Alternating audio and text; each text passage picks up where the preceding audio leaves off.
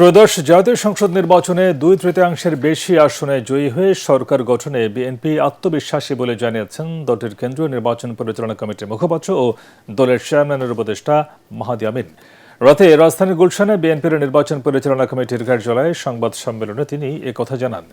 রাজনৈতিক প্রতিপক্ষ বিভিন্ন ধরনের কারচুপি, জালিয়াতি, কেন্দ্র দখল সহ নানা অপরাধে সম্পৃক্ত ছিল। তারপরও জনগণের আন্তরিক ভালোবাসা ও সমর্থনে ধানের শীষের প্রার্থীরা বিপুল সংখ্যক আসনে বড় ব্যবধানে এগিয়ে রয়েছে। বিএনপির বিজয় অনিবার্য ও নিরঙ্কুশ, সেটিকেই স্তিমিত করার কোনো অপপ্রয়াসই সফল হবে না বলেই আমরা দৃঢ়ভাবে বিশ্বাস করি। দেশের জনগণ বিশ্বাস করে একটি অবাধ, সুষ্ঠু এবং গ্রহণযোগ্য নির্বাচন নিশ্চিত করা গেলে এবং ভোট গণনা সঠিকভাবে পরিপালন করা গেলে ইনশাল্লাহ ধানের শীষের বিজয় অবশ্যম্ভাবী।